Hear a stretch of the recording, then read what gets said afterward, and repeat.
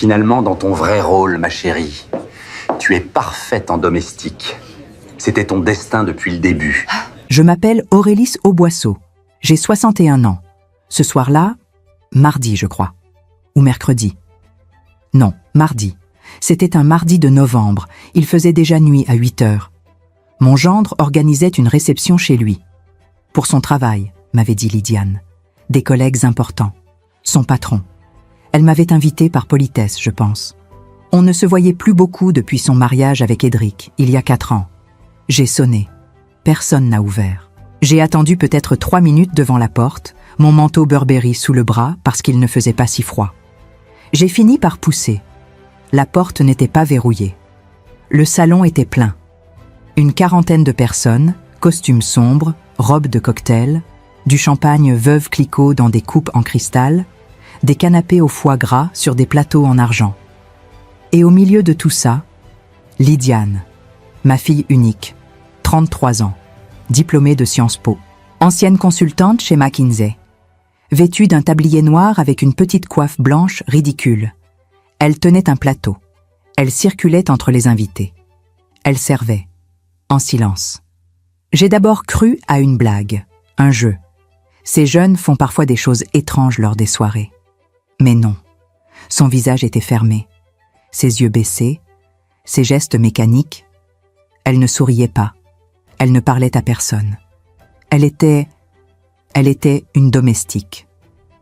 Je suis restée figée près de l'entrée. J'ai cherché Edric du regard. Il était au centre du salon, entouré de 5 ou 6 hommes en costume. Il riait fort, gesticulait, tenait un cigare dans une main, un verre dans l'autre. Il m'a vue. Son sourire s'est élargi. Il a fait signe à Lydiane de s'approcher. Elle a obéi. Elle s'est avancée vers lui avec son plateau, tête baissée. Edric a levé son verre. Il a parlé assez fort pour que tout le monde entende. Finalement, dans ton vrai rôle, ma chérie, tu es parfaite en domestique. C'était ton destin depuis le début. Quelques rires nerveux, quelques regards gênés. Lydiane n'a pas bougé. Moi non plus. J'ai senti quelque chose de froid descendre le long de ma colonne vertébrale. Pas de la colère. Pas encore. Plutôt une sensation de déréalisation. Comme si je regardais une scène qui n'aurait pas dû exister. Lydiane a continué à circuler avec son plateau. Personne n'a protesté. Personne n'a rien dit. Edric m'a regardé de loin. Il a levé son verre vers moi, comme pour trinquer. Avec ce sourire. Ce sourire que je détestais depuis le premier jour. J'ai avancé de quelques pas. Mes talons résonnaient sur le parquet Versailles. J'ai cherché du regard quelqu'un, je ne sais pas, quelqu'un qui aurait l'air normal, quelqu'un qui ne jouerait pas ce jeu absurde, et je l'ai vu. Un homme plus âgé, 65 ans environ, costume anthracite impeccable, cravate gris-perle, lunettes demi-lune, debout près de la cheminée, légèrement en retrait. Il ne riait pas. Il observait Edric avec une expression neutre, professionnelle. Je connaissais ce visage, pas personnellement, mais je l'avais vu dans les journaux, dans les dossiers que je consultais encore parfois, par habitude, même si j'avais pris ma retraite depuis 3 ans. Monsieur Calvat, directeur général adjoint de Thales Défense, le patron d'Edric. J'ai respiré lentement. J'ai remis une mèche de cheveux derrière mon oreille. J'ai traversé le salon, aussi calmement que possible, jusqu'à lui. Il m'a regardé approcher sans expression particulière. Juste une légère inclinaison de la tête. Polie, distante. Je me suis arrêtée à 1 mètre de lui. « Monsieur, puis-je vous parler un instant ?» Il a haussé les sourcils. Un peu surpris, peut-être. Il a jeté un coup d'œil rapide vers Edric, puis vers moi. « Bien sûr, madame. » J'ai souri. Un sourire calme, presque doux. Je me présente. Aurélis Auboisseau. J'ai laissé passer 2 secondes. 3. Son regard a changé. Pas immédiatement. Mais j'ai vu le moment exact où le nom a fait son chemin dans son esprit. Ses yeux se sont légèrement écarquillés. Ses lèvres se sont entr'ouvertes. Auboisseau, Aurélis Auboisseau. J'ai acquiescé. Oui, ancienne directrice juridique de Dassault Aviation. J'ai travaillé 23 ans sur les contrats de défense avec le ministère. Je connais bien Thalès. Et je connais surtout la clause de moralité et d'éthique professionnelle incluse dans vos contrats cadres. Votre fille m'a choisi. Vous ne pouvez rien y faire. Elle sait ce qu'elle veut. Et ce qu'elle veut, c'est moi. Pas votre monde à vous. C'était 4 ans plus tôt. Lydiane venait de m'annoncer ses fiançailles, avec Édric. Un homme qu'elle connaissait depuis 6 mois. Je l'avais reçu dans mon bureau, boulevard Saint-Germain. J'avais voulu comprendre qui il était, d'où il venait, ses intentions. Il était arrivé en retard de 20 minutes, sans s'excuser. Costume mal coupé, chaussures bon marché, sourire trop large. Nous avions parlé 15 minutes. Enfin, j'avais posé des questions. Il avait répondu avec désinvolture, comme si tout cela l'amusait. À la fin de l'entretien, je lui avais dit poliment que je souhaitais que Lydiane prenne le temps de réfléchir avant de s'engager. Il avait ri. « Votre fille m'a choisi. Vous ne pouvez rien y faire. Elle sait ce qu'elle veut, et ce qu'elle veut, c'est moi, pas votre monde à vous. » Je n'avais rien répondu. Il était parti. Lydiane avait coupé les ponts avec moi pendant 8 mois, jusqu'au mariage. Je n'avais pas été invitée à la cérémonie. J'avais appris leur union par une carte postale reçue 3 semaines après. Depuis, je la voyais 2 ou 3 fois par an. Toujours brièvement, toujours dans des endroits neutres. Elle ne venait plus chez moi. Je n'étais jamais allée chez eux, jusqu'à ce soir. Monsieur Calvat me regardait maintenant avec une attention différente. Pas hostile, juste vigilante. Madame Auboisseau, je ne suis pas certain de comprendre où vous voulez en venir. Je n'ai pas souri cette fois. Oh, je pense que vous comprenez très bien, monsieur Calvat. Votre employé, monsieur Édric Malevoie, humilie publiquement sa femme devant vous, devant ses collègues, en la déguisant en domestique pour amuser ses invités. Ma fille a un diplôme de Sciences Po. Elle a travaillé chez McKinsey. Et ce soir, elle sert du champagne avec une coiffe de soubrette. Calvat n'a rien dit. Mais son regard s'est durci. J'ai continué, voix basse, posée. Thalès a une image à protéger. Votre entreprise travaille avec des gouvernements, des armées, des institutions internationales. Vous ne pouvez pas vous permettre d'avoir des cadres qui traitent leurs épouses comme du personnel domestique devant témoins. Surtout pas devant vous. Silence. Calvat a jeté un nouveau regard vers Édric. Cette fois, son expression était froide, clinique. Édric riait toujours, entouré de ses collègues. Il ne nous avait pas vu parler. Calvat a posé son verre sur le manteau de la cheminée, lentement. « Madame Auboisseau, je vous remercie pour cette information. » Il a fait un pas vers le centre du salon. Puis il s'est arrêté. Il s'est retourné vers moi. « Une dernière chose. Votre fille, elle va bien ?» J'ai regardé Lydiane. Elle était près du buffet, dos tourné. Ses épaules étaient légèrement affaissées. « Non, monsieur Calvat, elle ne va pas bien. » Il a acquiescé. Une seule fois. Puis il a traversé le salon. Vers Édric. Je n'ai pas bougé. Je suis resté près de la cheminée, à observer. Calvat s'est approché d'Édric. Il lui a parlé à voix basse. Juste quelques mots. Pas plus de 10 secondes. Le sourire d'Édric s'est figé. Il a regardé Calvat. Puis moi. Son visage est devenu blanc. Calvat a tourné les talons. Il a récupéré son manteau. Il est parti sans un mot, sans un regard pour personne. 3 autres hommes en costume l'ont suivi, puis un 4e, puis un 5e. En moins de 5 minutes, la moitié des invités avaient quitté la réception. Édric était resté planté au milieu du salon, verre à la main, cigare éteint, entouré de quelques collègues gênés qui ne savaient plus quoi dire. Lydiane s'était figée près du buffet, plateau encore dans les mains. Je me suis approchée d'elle. « Lydiane, viens. » Elle m'a regardée. Ses yeux étaient rouges. « Maman, viens. » Elle a posé le plateau. Elle a retiré la coiffe ridicule. Elle l'a laissée tomber par terre. Nous sommes sortis ensemble. Édric n'a rien dit. Il nous a juste regardé partir. Dans la voiture, Lydiane n'a pas parlé pendant 15 minutes. Puis, d'une voix très basse, « Qu'est-ce que tu lui as dit ?»« La vérité. » « Quelle vérité ? Que certains hommes oublient qu'il y a des limites, et que ces limites ne dépendent pas d'eux. Silence. Je conduisais lentement. Boulevard Maillot, puis Porte Dauphine. Il va me détester. Il te détestait déjà, Lydiane. Elle n'a pas répondu. Nous sommes arrivés chez moi.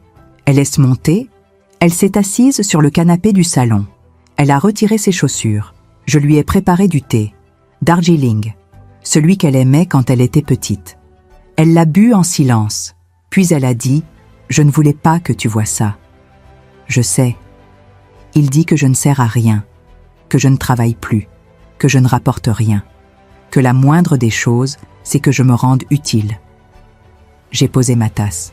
Depuis combien de temps? 1 an. Peut-être plus. Pourquoi tu ne m'as rien dit? Elle a haussé les épaules. Parce que tu me l'avais dit, dès le début. Tu m'avais dit qu'il n'était pas bien pour moi. Ce n'est pas une raison pour rester. Je sais. Elle a bu une gorgée, puis une autre. Maman, qu'est-ce qui va se passer maintenant? Je ne sais pas. Mensonge, je savais très bien. Calvat n'était pas idiot. Il avait compris. Il avait vu. Et surtout, il avait été vu. Édric venait de commettre une faute professionnelle majeure. Pas juridiquement, peut-être, mais moralement, socialement, politiquement. Dans le monde de la défense, l'image compte autant que les compétences, peut-être plus. Un cadre qui humilie publiquement sa femme devant son directeur général adjoint, ce n'est pas un homme fiable, ce n'est pas un homme qu'on promeut, ce n'est pas un homme qu'on garde. Lydiane s'est endormie sur le canapé vers minuit. Je l'ai couverte avec un plaid en cachemire. Puis je suis allée dans mon bureau. J'ai ouvert mon ordinateur.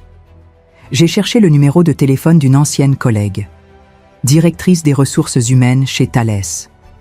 Nous avions travaillé ensemble sur un audit de conformité il y a 6 ans. Je lui ai envoyé un message, très court. « Bonsoir Céline, j'espère que tu vas bien. J'aurais besoin d'un conseil confidentiel concernant un cadre de ta maison. Pourrions-nous déjeuner cette semaine? Bise. Aurélis. » Réponse en moins de 2 minutes. « Aurélis, quelle surprise. Bien sûr. Mercredi midi, chez Georges? Bise. » J'ai fermé l'ordinateur. Je suis allé me coucher, mais je n'ai pas dormi. Le mercredi, j'ai déjeuné avec Céline Brochard chez Georges, place du Palais Bourbon. Une table discrète, au fond. Céline est arrivée avec 10 minutes de retard, comme toujours. Tailleur Chanel noir, chignon strict, lunettes Cartier. On s'est embrassés. 3 bises, pas 2. Vieille habitude entre nous. Aurélis, ça fait combien? 3 ans? Presque 4. On a commandé. Sole meunière pour elle, salade niçoise pour moi, un chablis à partager.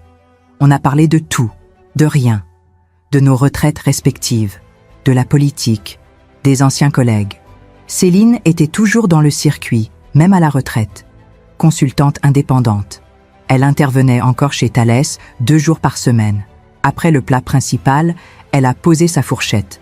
« Bon, tu ne m'as pas invité pour parler de la météo. C'est quoi cette histoire de cadre chez nous ?» J'ai bu une gorgée de vin. « Édric Malvois, tu le connais ?» Elle a froncé les sourcils. « Malvois, oui, jeune cadre, direction des ventes internationales, ambitieux, brillant sur le papier, un peu, comment dire, rugeux dans les rapports humains. C'est mon gendre. » Céline a posé son verre. « Ah, il a organisé une réception lundi soir. Calvat était présent, ainsi que d'autres collègues. Mon gendre a jugé amusant de déguiser ma fille en domestique et de l'humilier devant tout le monde. » Céline n'a rien dit pendant 5 secondes. Puis, « Calvat était présent? » « Oui. »« Et il a vu? » ?»« Il a vu. J'ai parlé avec lui. Brièvement. Il est parti immédiatement après. » Céline a pris son verre, mais ne l'a pas bu. Elle l'a juste tenu dans sa main, regard fixe. « Aurélis, tu sais ce que ça signifie. » « Je sais. Calvat ne laisse jamais passer ce genre de choses, surtout pas devant témoins. C'est un homme de principe, rigide, inflexible. »« Je sais. » Céline a posé son verre. « Qu'est-ce que tu veux que je fasse? »« Rien. Je veux juste savoir ce qui va se passer. » « Tu veux savoir si Malvois va sauter? » ?»« Oui. » Céline a souri. Pas un sourire heureux, un sourire amer, professionnel. « Il va sauter. Pas immédiatement. Ça prendra 3 mois, peut-être 6. Thalès ne vire jamais personne brutalement. Trop risqué juridiquement. Mais il sera mis au placard. Projet mineur. Responsabilité réduite. Jusqu'à ce qu'il parte de lui-même ou qu'on trouve un prétexte recevable. J'ai acquiescé. Et ma fille? Quoi, ta fille? Elle est encore avec lui? Légalement mariée? Communauté de biens? Céline a haussé les épaules. Aurélis, je ne suis pas avocate familiale, mais si j'étais toi, je lui conseillerais de consulter quelqu'un rapidement, parce que quand Malvois va comprendre que sa carrière est finie, il ne va pas bien réagir. Lydiane est restée chez moi pendant 5 jours. Elle ne parlait presque pas. Elle mangeait peu. Elle passait ses journées sur le canapé, à regarder son téléphone sans vraiment le regarder. Édric l'appelait 10 fois par jour. Elle ne répondait jamais. Le samedi matin, elle m'a dit « Je dois y retourner ». Pourquoi? Parce que c'est ma maison, parce que j'ai des affaires là-bas, parce que je ne peux pas rester ici éternellement. Tu peux rester aussi longtemps que tu veux. Je sais, mais je dois y retourner. Au moins pour parler avec lui. Je n'ai pas insisté. Elle est partie en fin d'après-midi. J'ai proposé de l'accompagner. Elle a refusé. Lundi soir, Lydiane m'a appelé. 23h40. Je dormais déjà. Maman? Sa voix tremblait. Qu'est-ce qui se passe? Il a cassé des choses. Il a crié. Il dit que c'est ta faute. Que tu as tout détruit. Que Calvat ne lui parle plus. Que ses collègues l'évitent. Que je suis une traîtresse. Où tu es? Dans la chambre. J'ai fermé la porte à clé. Il est dans le salon. Il boit. Il crie encore, mais moins fort maintenant. Tu veux que je vienne? Non, ça va, je voulais juste te parler. On est resté au téléphone pendant 20 minutes, sans vraiment parler. Juste être là, ensemble. Puis elle a dit « Je vais dormir, ça va aller. » Tu es sûre? Oui. Elle a raccroché. Je n'ai pas dormi cette nuit-là. Le lendemain matin, j'ai reçu un appel. Numéro inconnu. Madame Auboisseau? Oui? Maître Vincent Deluc, cabinet Deluc, un associé. Votre fille m'a contacté ce matin. Elle souhaiterait engager une procédure de divorce. Elle m'a dit que vous pourriez peut-être l'aider financièrement pour les honoraires. J'ai fermé les yeux. Oui, bien sûr. Quand pouvons-nous nous rencontrer? Jeudi après-midi? Parfait. Jeudi, je suis allée au cabinet avec Lydiane. 15e arrondissement, immeuble moderne, bureau impeccable. Maître Deluc était une femme d'une 50aine d'années. Cheveux courts, tailleur gris anthracite, regard perçant. Elle nous a reçus dans une salle de réunion sobre, table en verre, fauteuil en cuir. Elle a posé des questions. Beaucoup de questions. Depuis combien de temps êtes-vous mariés? 4 ans. Avez-vous des enfants? Non. Régime matrimonial? Communauté réduite aux acquets? Patrimoine commun? Un appartement à Neuilly, valeur estimée 1,2 million d'euros, crédit en cours. Revenu? Édric gagne environ 95 000 euros bruts par an. Lydiane ne travaille plus depuis 2 ans. Maître Deluc prenait des notes, méthodiques, précises. Des violences physiques? Lydiane a hésité. Non, pas vraiment. Il crie, il casse des choses, mais il ne m'a jamais touchée. Enfin, pas de manière violente. Des violences psychologiques? Silence. Oui. Pouvez-vous détailler? Lydiane a parlé pendant 15 minutes. Les humiliations, les insultes, les contrôles, l'isolement social, l'obligation de servir lors des réceptions. Les remarques constantes sur son inutilité, son poids, son apparence. La culpabilisation permanente. Maître Deluc écoutait sans interrompre. À la fin, elle a posé son stylo. Madame Malvois, ce que vous décrivez relève de violences psychologiques caractérisées. Nous pouvons engager une procédure de divorce pour faute. Cela prendra du temps, peut-être 18 mois, peut-être 2 ans. Mais nous avons des éléments solides. Combien de temps avant qu'il sache? La requête sera déposée dans 3 semaines. Il sera convoqué par huissier. À partir de ce moment-là, il saura. Lydiane a acquiescé. Et l'appartement? Si le divorce est prononcé aux torts exclusifs de M. Malvois, ce qui est probable vu les éléments que vous m'avez donnés, vous pourrez demander une attribution préférentielle du bien, ou alors une liquidation avec partage équitable. Cela dépendra de sa situation financière au moment du jugement. J'ai posé une question. Et si sa situation financière se dégrade significativement d'ici là? Maître Desluc m'a regardé. Alors le partage sera plus complexe, mais cela pourrait jouer en votre faveur, Madame Malvois, si vous pouvez prouver que cette dégradation est due à des comportements irresponsables de sa part. En sortant du cabinet, Lydiane était pâle. « Maman, tu crois que j'ai bien fait ?»« Oui. »« J'ai peur. »« Je sais. Il va devenir fou quand il va savoir. »« Probablement. » On a marché jusqu'à ma voiture. J'ai déverrouillé les portières, Lydiane est montée, elle a attaché sa ceinture, puis elle a dit « Tu savais qu'il allait perdre son travail, n'est-ce pas ?» Je n'ai pas répondu tout de suite. Je savais que c'était possible. « Tu l'as fait exprès ?» Non. J'ai juste dit la vérité à quelqu'un qui avait besoin de l'entendre. Lydiane a regardé par la fenêtre. Parfois, je me demande si tu es vraiment ma mère ou juste une stratège. J'ai démarré la voiture. Les deux, peut-être. On est rentrés en silence. 3 semaines plus tard, Édric a reçu la convocation. Lydiane me l'a dit par téléphone, voix blanche. Il a tout cassé, la table du salon, des assiettes, des verres. Il a hurlé pendant 1 heure, puis il est parti. Je ne sais pas où. Tu es en sécurité? Oui.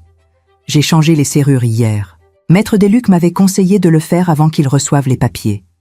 Bien? Maman, il m'a envoyé un message. Il dit que c'est toi, que tu as tout manigancé, que tu as détruit sa vie. Il a raison. Silence. Quoi? Il a raison, Lydiane, j'ai détruit sa vie, parce qu'il détruisait la tienne. Elle n'a rien dit pendant 10 secondes. Puis, merci. 2 mois plus tard, j'ai reçu un appel de Céline. Aurélis, c'est moi. Je voulais te prévenir. Malvois a été licencié ce matin. Officiellement pour insuffisance professionnelle. Officieusement. Tu sais pourquoi. Il va toucher quelque chose? Indemnité légale. Environ 30 000 €, c'est tout. Merci Céline. De rien. Et, Aurélis? Oui? Ta fille, elle va bien? Elle va mieux. Tant mieux. Parce que lui, il ne va pas bien du tout. Lydiane a emménagé définitivement chez moi en mars. Pas parce qu'elle le voulait vraiment. Plutôt parce qu'elle ne pouvait plus rester à Neuilly. Édric passait devant l'appartement tous les jours. Parfois 2 fois par jour. Il ne sonnait pas. Il restait juste là, dehors, pendant 10-20 minutes, à attendre, à regarder les fenêtres. La première fois, Lydiane avait appelé la police. Ils étaient venus. Ils avaient parlé avec Édric. Il était parti, gentiment, en souriant même. « Pardon, messieurs, je voulais juste parler avec ma femme. C'est tout. » La police n'avait rien pu faire. Techniquement, il ne faisait rien d'illégal. Il se tenait sur la voie publique. Il ne menaçait personne. Il ne criait pas. Maître Desluc avait conseillé de demander une ordonnance de protection. Lydiane avait refusé. Ça va juste l'énerver encore plus. Peut-être, mais au moins on aura un cadre légal. Non, pas encore. Alors elle était venue chez moi, avec 2 valises, ses papiers importants, quelques vêtements, c'est tout. Les premières semaines, elle ne sortait presque pas. Elle restait dans la chambre d'amis, elle lisait, elle regardait des séries, elle dormait beaucoup. Je ne disais rien, je la laissais faire. Un matin, je l'ai trouvée dans la cuisine, assise à la table, devant une tasse de café froid. Elle regardait son téléphone. Il m'a envoyé 43 messages cette nuit. Tu as répondu? Non. Qu'est-ce qu'il dit? Toujours la même chose. Que je suis une lâche, que je me cache derrière toi, que tu me contrôles, que je ne suis rien sans lui, que personne ne voudra de moi, que je vais le regretter. Elle a posé le téléphone. Maître Desluc dit que je devrais tout capturer, garder des preuves, pour le dossier. Et tu le fais? Oui, mais parfois je me demande si ça sert à quelque chose, parce que lui, il n'arrête pas, jamais. même quand je ne réponds pas. J'ai préparé du thé. Earl Grey. Lydiane l'a bu en silence. Puis elle a dit « Tu crois qu'il va vraiment venir ici ?» Je ne sais pas. Mensonge. Je savais qu'il viendrait, tôt ou tard. Il est venu un jeudi soir, 20h30. J'étais dans le salon, en train de lire. Lydiane était dans sa chambre. On a sonné. J'ai regardé par l'œilleton. Édric. Costume froissé, cravate desserrée. Barbe de 3 jours. Il avait maigri. Ses yeux étaient rouges. Il a sonné à nouveau. Je n'ai pas ouvert. « Aurélis, je sais que vous êtes là. Ouvrez !» J'ai attendu. « Aurélis, s'il vous plaît, je veux juste parler avec Lydiane. Juste 5 minutes. C'est tout. » Silence. « Aurélis, ouvrez cette porte immédiatement !» Sa voix montait. « Vous ne pouvez pas me la prendre. C'est ma femme. Vous m'entendez? Ma femme !» Lydiane est sortie de sa chambre. Elle était pâle. « Maman, retourne dans ta chambre. » Mais, Lydiane, retourne dans ta chambre. Elle a obéi. Édric continuait à crier, à frapper contre la porte, pas violemment, juste désespérément. « S'il vous plaît, laissez-moi lui parler. Juste une fois, je promets que je ne crierai pas. Je veux juste lui expliquer. Elle ne comprend pas. Elle ne comprend rien. C'est vous qui lui avez mis des idées dans la tête. C'est vous qui avez tout détruit. » J'ai pris mon téléphone. J'ai composé le 17. « Bonsoir. J'ai un homme devant chez moi qui refuse de partir. Il frappe à ma porte et crie depuis 5 minutes. Je me sens menacée. » L'opératrice a pris mes coordonnées. Elle m'a dit qu'une patrouille arriverait dans 10 minutes. Édric criait toujours. « Aurélis, vous m'entendez? Vous êtes une manipulatrice. Vous avez détruit ma vie. Vous avez monté ma femme contre moi. Vous !» Il s'est arrêté brusquement. J'ai regardé par l'œilleton. Il s'était assis par terre, dos contre le mur, la tête entre les mains. Il pleurait. La police est arrivée 8 minutes plus tard. 2 agents, un homme, une femme. Ils ont parlé avec Édric, calmement, professionnellement. Édric s'est levé. Il a essuyé ses yeux. Il a parlé doucement, poliment. « Pardon, je voulais juste voir ma femme. Je ne voulais pas déranger. Je suis désolé. » Les agents lui ont demandé de partir. Il a accepté. Avant de descendre les escaliers, il s'est retourné vers ma porte. Il a dit, assez fort pour que j'entende, « Un jour, Aurélis. Un jour, vous comprendrez ce que vous avez fait. » Puis il est parti. Lydiane n'est pas sortie de sa chambre ce soir-là. Elle n'a pas mangé non plus.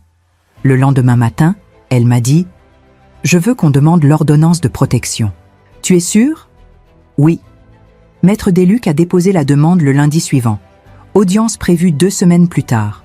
Entre-temps, Édric a continué à envoyer des messages, moins nombreux, plus courts, plus étranges. « Tu te souviens de notre première soirée à Deauville ? C'était bien, non ? J'ai gardé la photo de notre mariage, celle où tu ris. Tu étais si belle. Pardon pour tout, je ne voulais pas te faire du mal. » Lydiane me les montrait. Elle ne savait pas comment réagir. « Il est en train de craquer, non ? Oui, ça me fait peur. Je sais. L'audience pour l'ordonnance de protection a eu lieu un mercredi matin. Tribunal de grande instance, 16e arrondissement. Salle d'audience petite, mur blanc, lumière froide. Édric était là, avec un avocat. Un homme jeune, costume noir brillant, mallette en simili-cuir. Lydiane était assise à côté de Maître Desluc. Moi, j'étais dans le public, derrière elle. Le juge était une femme, 55 ans environ, lunettes rectangulaires, robe noire impeccable. Elle a lu le dossier, calmement, en silence, pendant 5 minutes. Puis elle a levé les yeux. « Monsieur Malevoy, avez-vous quelque chose à dire ?» Édric s'est levé. Il a inspiré profondément. « Madame la juge, je veux juste dire que j'aime ma femme. Je l'ai toujours aimée. Je reconnais que j'ai fait des erreurs. Beaucoup d'erreurs. Mais je ne lui ai jamais fait de mal physique. Jamais. Je voulais juste lui parler. C'est tout. Je ne comprends pas pourquoi elle a si peur de moi. » La juge a regardé Lydiane. « Madame Malvoie ?» Lydiane s'est levée, voix tremblante.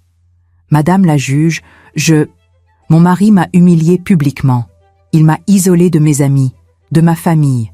Il contrôlait tout ce que je faisais, tout ce que je disais. Et maintenant qu'on est séparés, il me harcèle. 40 messages par nuit.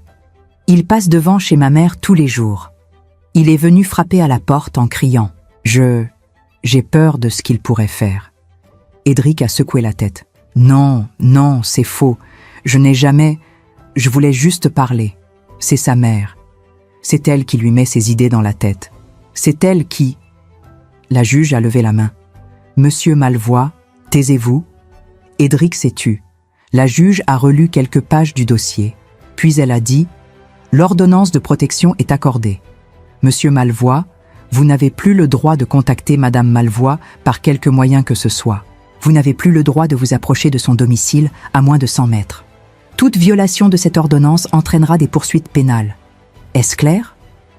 Édric était figé. « Monsieur Malvoie, est-ce clair ?» « Oui. » En sortant du tribunal, Lydiane tremblait encore. Maître Desluc lui a serré la main. « Vous avez fait ce qu'il fallait. Maintenant, s'il viole l'ordonnance, on pourra vraiment agir. » Lydiane a acquiescé. On est rentrés en taxi. Lydiane regardait par la fenêtre, silencieuse. Puis elle a dit « Tu crois qu'il va respecter l'ordonnance ?»« Non. » Elle a tourné la tête vers moi. « Pourquoi ?»« Parce que les hommes comme lui ne respectent jamais rien. » J'avais raison. 3 jours plus tard, Lydiane a reçu un message. 4 heures du matin. « Je sais que je n'ai pas le droit, mais je ne peux pas vivre sans toi. Pardon. » Elle me l'a montré au petit déjeuner. Il viole l'ordonnance. Oui, qu'est-ce qu'on fait? On transfère le message à Maître Desluc, elle s'occupera du reste. Lydiane a hoché la tête, mais son regard était vide. Maman, quand est-ce que ça va finir? Je n'ai pas répondu, parce que je ne savais pas. Maître Desluc a déposé une plainte pour violation de l'ordonnance de protection. Convocation au commissariat pour Édric. Audition. Avertissement formel. Ça n'a servi à rien. Les messages ont continué, moins fréquents, mais plus dérangeants. J'ai perdu mon travail à cause de toi, de ta mère. Vous êtes contente maintenant? Je n'ai plus rien, plus d'argent, plus d'avenir. Tu as tout pris. Un jour, tu comprendras ce que tu m'as fait. Lydiane ne répondait jamais. Elle transférait tout à Maître Desluc. Qui transférait tout au procureur? Qui ne faisait rien de vraiment efficace? Avril est passé, puis mai. Lydiane ne sortait toujours presque pas. Elle avait maigri. Elle dormait mal. Parfois, je l'entendais pleurer la nuit, dans sa chambre. Un matin, je lui ai dit « Tu devrais voir quelqu'un, un thérapeute. » Elle a haussé les épaules. Pour dire quoi? Que j'ai épousé le mauvais homme? Que je n'ai pas écouté ma mère? Que ma vie est foutue? Lydiane? Non, maman. Je sais ce que tu penses. Tu penses que je suis faible, que je me laisse détruire, que je devrais être plus forte. Je ne pense pas ça. Si, tu le penses, tout le monde le pense. Elle est retournée dans sa chambre. En juin, j'ai reçu un appel de Maître Desluc. Madame Auboisseau, j'ai une mauvaise nouvelle. Édric Malvoie a déposé une demande reconventionnelle. Il demande le divorce au tort partagé. Et il réclame une part de l'appartement ainsi qu'une prestation compensatoire. Pardon? Il prétend que votre fille l'a poussé à bout, que c'est son départ qui a causé sa dépression et la perte de son emploi. Il demande 50 000 € de dommages et intérêts. J'ai fermé les yeux. C'est ridicule. Oui, mais il a un avocat, et cet avocat est compétent. Ils vont essayer de faire traîner la procédure, de vous épuiser financièrement, de négocier un arrangement à l'amiable où Édric récupère une partie du patrimoine. Combien de temps? Avec cette demande reconventionnelle? Au moins 2 ans, peut-être 3. Lydiane a très mal pris la nouvelle. Elle s'est enfermée dans sa chambre pendant 2 jours. Elle ne mangeait plus. Elle ne parlait plus. Le 3e jour, je suis entrée sans frapper. Elle était assise sur le lit, adossée au mur, genoux repliés. Lydiane. Elle n'a pas levé les yeux. Je suis fatiguée, maman. Je sais. Non, tu ne sais pas. Tu ne sais pas ce que c'est. D'avoir peur tout le temps, de recevoir un message et de sentir ton cœur s'arrêter. De te demander quand il va faire quelque chose. Pas si, quand. Je me suis assise à côté d'elle. Il ne fera rien. Tu n'en sais rien. Si. Comment tu peux en être sûr? Parce que les hommes comme Edric sont des lâches. Ils crient, ils menacent, ils harcèlent, mais ils ne passent jamais vraiment à l'acte, parce qu'ils ont trop peur des conséquences. Lydiane a tourné la tête vers moi. Et si tu te trompes? Je n'ai rien répondu, parce que je ne pouvais pas lui promettre que je ne me trompais pas. Juillet, canicule. Paris était vide. Tout le monde était parti en vacances, sauf nous. Lydiane refusait de sortir de la ville. Et s'il se passe quelque chose? Et si l'avocat a besoin de me joindre? On est restés, enfermés dans l'appartement. Climatisation à fond, volets fermés. Un après-midi, on a regardé un film ensemble. Une comédie romantique américaine, insipide, prévisible. Lydiane a pleuré à la fin. Pourquoi tu pleures? C'est une comédie. Je sais, c'est idiot. Elle a essuyé ses yeux. Je pleure parce que j'ai cru à ça, au prince charmant, à l'amour qui sauve tout. J'ai cru qu'Edric était différent, qu'il m'aimait vraiment. Il t'aimait peut-être, à sa façon. Non, il ne m'aimait pas. Il aimait l'idée de moi, la fille de bonne famille, le trophée. Mais moi, la vraie moi, il ne m'a jamais vue. Août. Toujours cette chaleur écrasante. Un matin, le concierge de l'immeuble a sonné à l'interphone. « Madame Auboisseau, il y a un monsieur qui demande à vous voir. Il dit qu'il s'appelle Edric Malvois. » Mon sang s'est glacé. « Où est-il ? » ?»« Dans le hall d'entrée. Ne le laissez pas monter. Appelez la police. » « Il dit qu'il veut juste parler, qu'il ne fera rien. Il a l'air calme. » J'ai dit « Appelez la police. » Lydiane était sortie de sa chambre. Elle avait entendu. « Il est là ? » ?»« Oui. » »« Qu'est-ce qu'il veut ? » ?»« Je ne sais pas. » On est resté là, debout dans l'entrée, à attendre. 10 minutes plus tard, l'interphone a sonné à nouveau. « Madame Auboisseau, la police est là. Monsieur Malvois est parti. Il a dit quelque chose ? » ?»« Oui, il a demandé que je vous transmette un message. »« Quoi ? » ?»« Dites à Lydiane que je ne lui en veux plus, que je comprends, que je lui souhaite d'être heureuse. » Lydiane s'est effondrée. Pas violemment, juste, lentement. Elle s'est assise par terre, dos contre le mur. « C'est fini. »« Quoi ? » ?»« C'est fini. Il a abandonné. Il ne reviendra plus. » « Tu ne peux pas savoir ça. »« Si, je le sais. Ce message, c'est un adieu. Il lâche prise. » Elle a levé les yeux vers moi. « Je devrais être soulagée, non ? » ?»« Oui. » « Alors pourquoi j'ai envie de pleurer ? » Je me suis assise à côté d'elle. Parce que c'est plus compliqué que ça.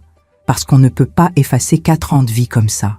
Même quand ces 4 ans étaient horribles. Lydiane a posé sa tête sur mon épaule. On est resté comme ça pendant longtemps. Septembre, rentrée. Paris se remplissait à nouveau. Lydiane a commencé à sortir. Pas beaucoup. Juste des petites promenades. Jardin du Luxembourg. Quai de Seine. Un après-midi, elle est rentrée avec des courses. Du pain, des fruits, du fromage. Je me suis dit qu'on pourrait cuisiner ce soir, ensemble. J'ai souri. Bonne idée. On a préparé un gratin dauphinois. Rien d'extraordinaire. Mais c'était agréable, normal.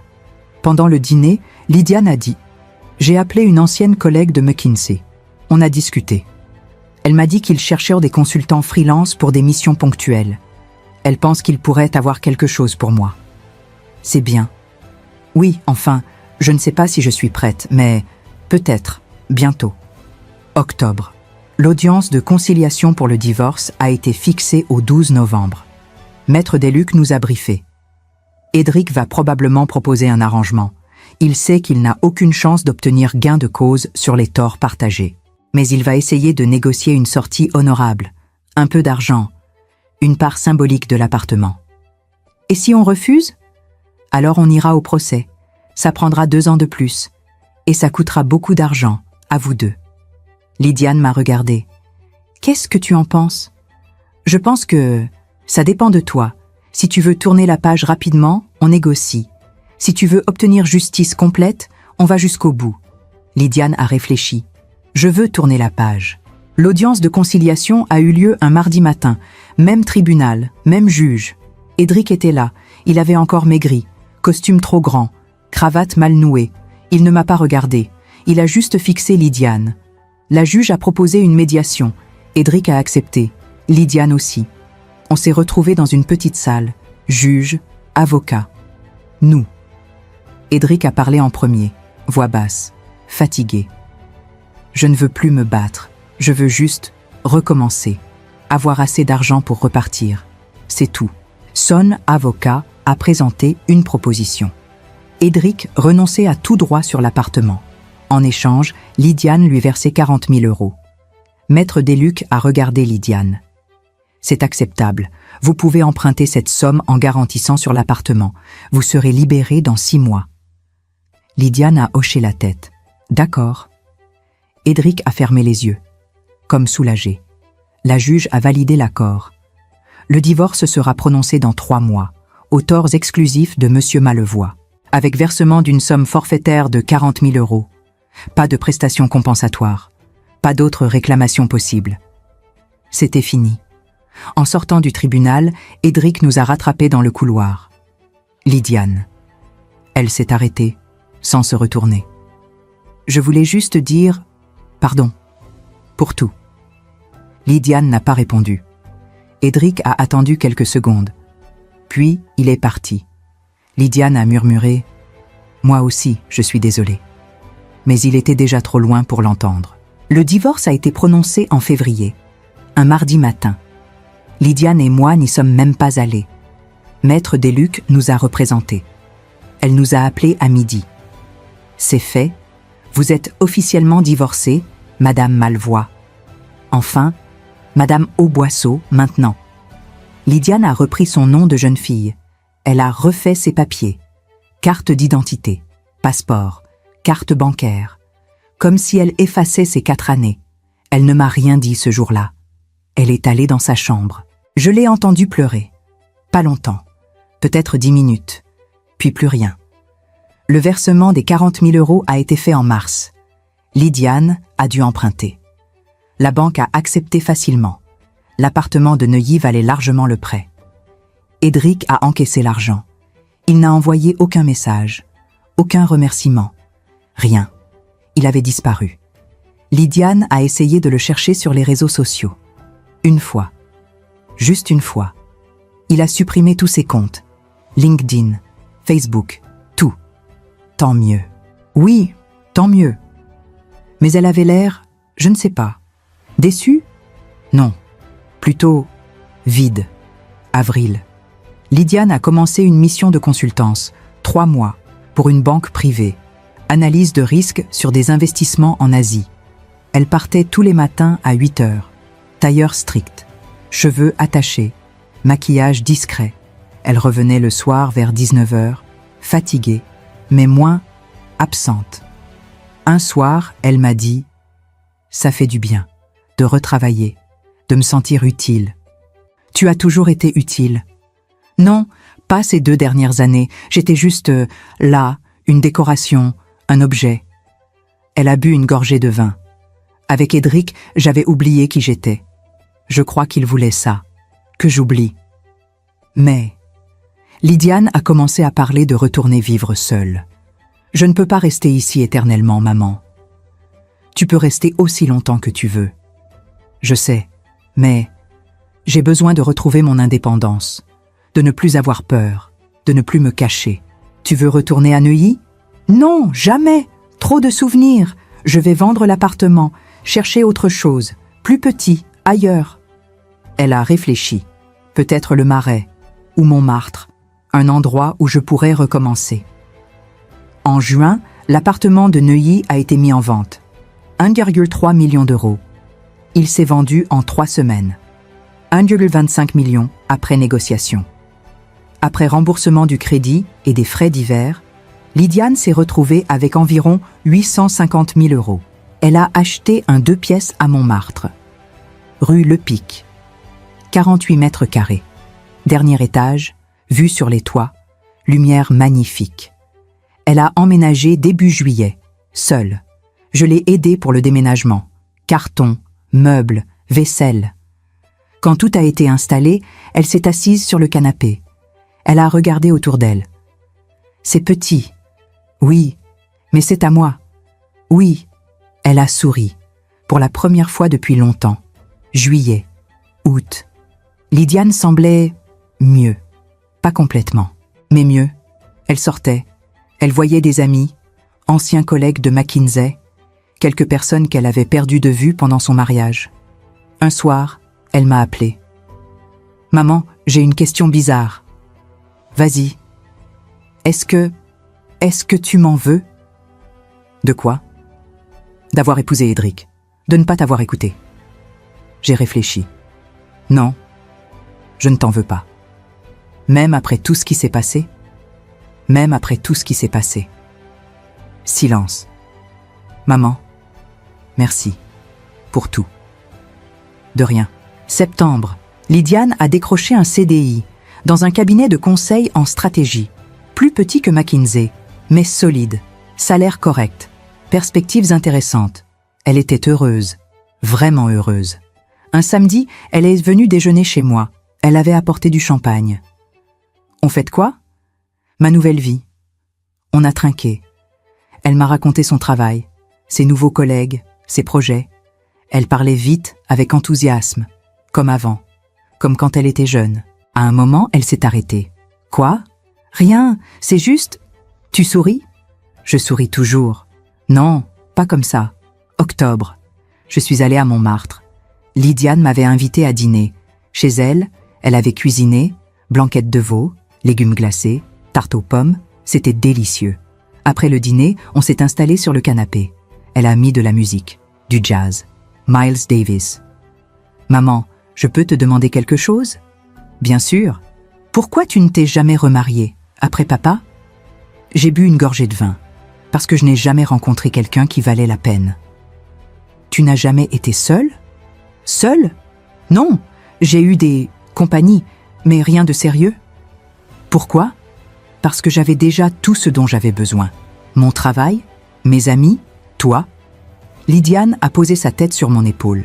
« Tu ne regrettes pas ?» Jamais. Novembre, j'ai reçu un appel de Céline Brochard. « Aurélis, c'est moi. Je voulais te donner des nouvelles. D'Edric Malvois. » Mon cœur s'est serré. « Quoi ? Il a quitté la France. Il est parti en Belgique, Bruxelles. Il a trouvé un poste dans une petite boîte de conseil. Rien d'extraordinaire. Mais c'est un nouveau départ pour lui. Ah ! Je me suis dit que tu voudrais savoir. Pour ta fille. Merci Céline. » J'ai raccroché. J'ai hésité. Puis j'ai appelé Lydiane. « Allô ? Lydiane. C'est moi. Je viens d'apprendre qu'Edric a quitté la France. Il est en Belgique. » Silence. « Lydiane ? Oui, je suis là. Tu vas bien ? Oui, je vais bien. » Autre silence. « Maman ? Oui ? C'est vraiment fini maintenant, n'est-ce pas ? Oui, c'est vraiment fini. » Décembre. Noël approchait. Lydiane m'a proposé de passer le réveillon ensemble, chez elle. Juste toi et moi, rien d'extravagant. Du saumon fumé, du champagne, un film. Parfait. Le 24 au soir, je suis arrivée chez elle vers 20h.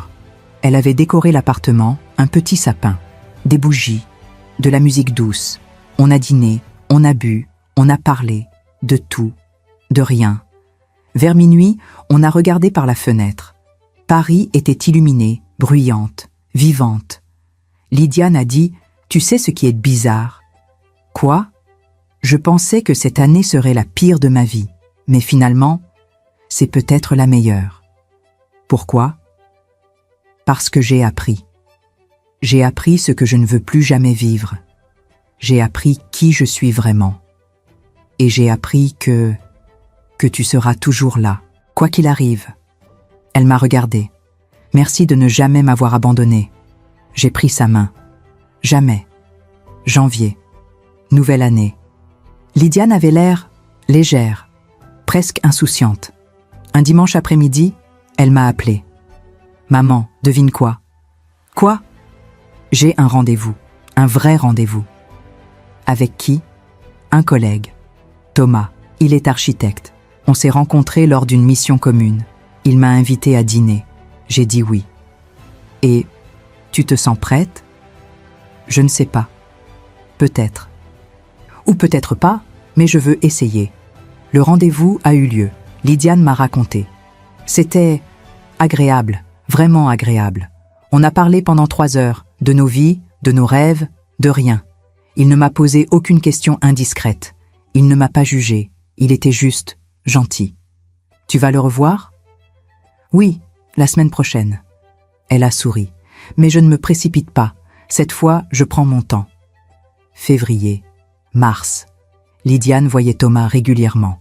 1 fois par semaine, parfois 2. Ils allaient au cinéma, au restaurant, se promenaient dans Paris. Elle ne m'en parlait pas beaucoup. Juste quelques détails, ici et là. Il est divorcé aussi, depuis 5 ans. Il a 2 enfants, ils vivent avec leur mère. Il te plaît ? Oui, mais j'ai peur. De quoi ? De refaire les mêmes erreurs, de ne pas voir les signes, de me retrouver piégée. Thomas n'est pas Édric. Je sais, mais comment en être sûre ? Je n'ai pas su quoi répondre. Un soir d'avril, Lydiane est arrivée chez moi sans prévenir. 22h30. Elle était en larmes. Qu'est-ce qui se passe ? Thomas. Il m'a demandé si je voulais rencontrer ses enfants. Et j'ai paniqué. Je lui ai dit que ce n'était pas une bonne idée, que c'était trop tôt, que je n'étais pas prête. Elle s'est assise sur le canapé. Il a été compréhensif. Il a dit qu'on pouvait attendre. Mais j'ai vu dans ses yeux qu'il était déçu. « Tu crois que tu as fait une erreur ? » ?»« Je ne sais pas. Peut-être. Ou peut-être pas.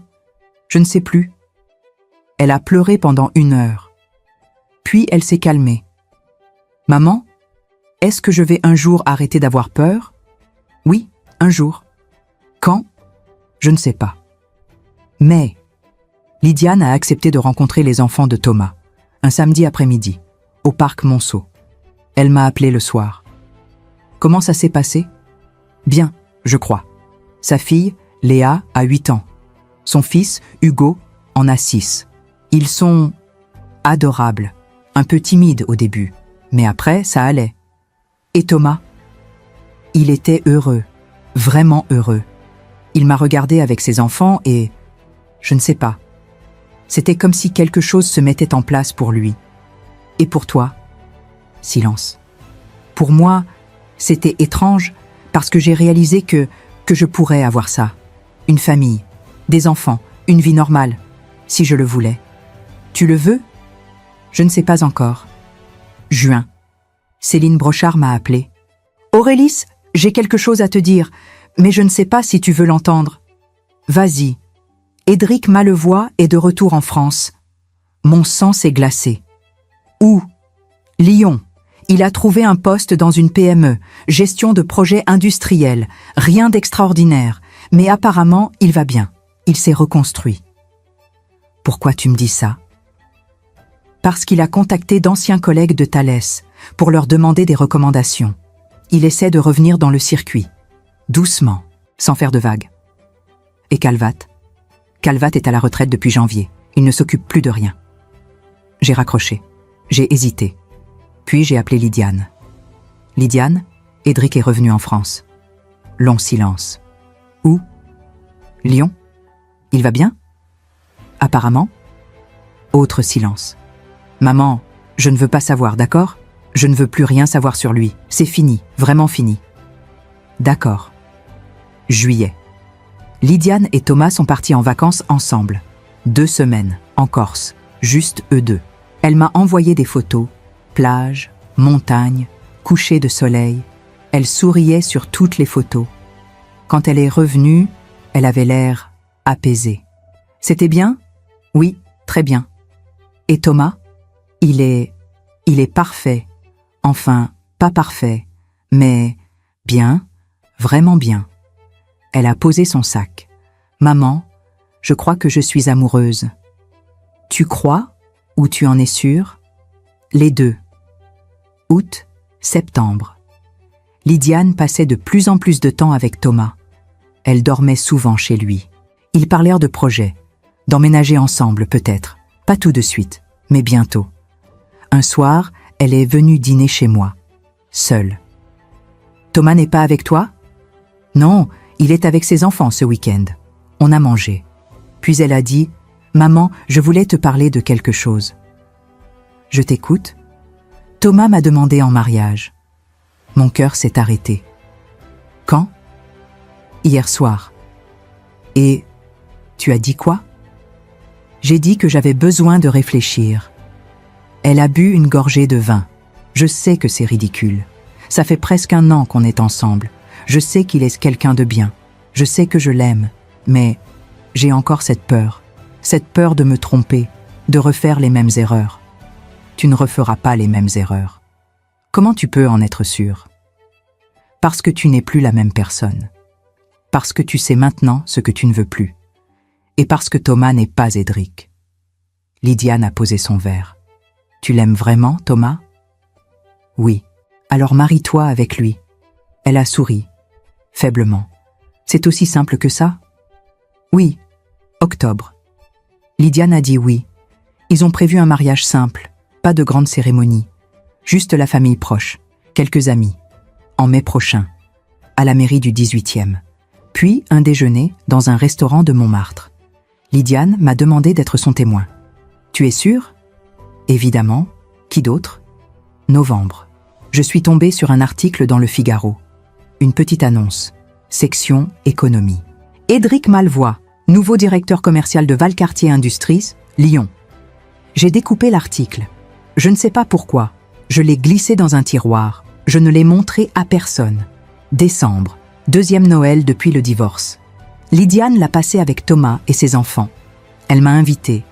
J'ai refusé poliment. Vous avez besoin de temps ensemble, en famille. Tu fais partie de la famille, maman. Je sais, mais cette fois, profitez entre vous. Elle a insisté. J'ai tenu bon. J'ai passé Noël seule, avec un bon livre, un verre de cognac, de la musique classique. C'était paisible. Janvier. Nouvelle année. Lydiane et Thomas préparèrent le mariage, faire part, traiteur, invitation. Un dimanche, Lydiane est venue chez moi. Maman, j'ai une question. Vas-y. Est-ce que je devrais inviter papa? J'ai froncé les sourcils. Ton père est mort il y a 15 ans.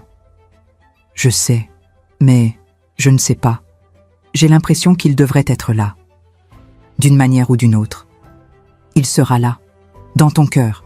Lydiane a hoché la tête, puis elle a dit « Tu crois qu'il aurait aimé Thomas ?» Oui, j'en suis sûre. Février, mars, avril. Les préparatifs continuaient.